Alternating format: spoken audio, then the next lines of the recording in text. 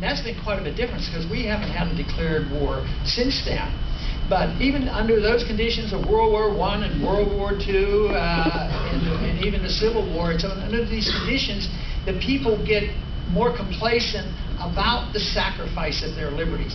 But unfortunately, with this pseudo-war, a war against terrorism, the people have been too willing to sacrifice their liberties. So it is the health of the state.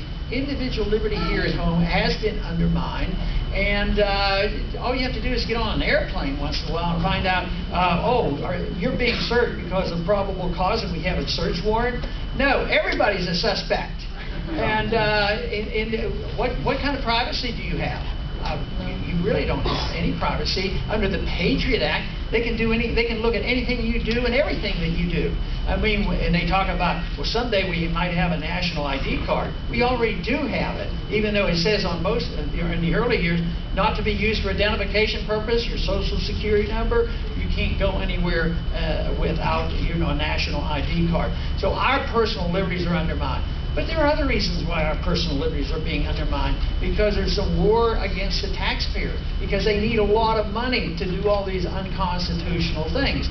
So, of course, the records have to be kept. You have to testify against yourself. You're guilty until proven innocent, and rather than the other way around, because of the tax code. And that means you have to keep your records and actually work for the government in trying to convict one.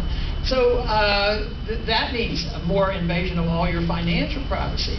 But then there's one other war that's going on that is a war against our liberties, and it's related to this notion that governments have a responsibility, however they got this responsibility, I don't know, to be able to dictate to you every single thing that goes into your body and into your lungs. And it's a war on drugs that is a war on our liberties.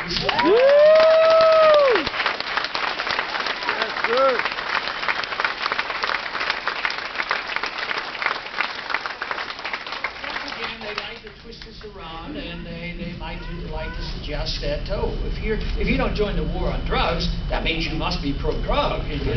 Well, it just happens that as a physician, I am very leery of all drugs, even the prescription drugs, because they're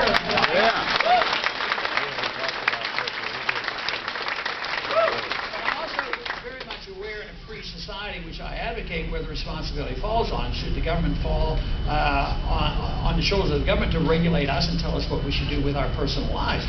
Generally speaking, good conservatives say, well, we certainly don't want them telling us how to spend our money. We don't want the government to do that. But as soon as it comes to what is best for you personally, they want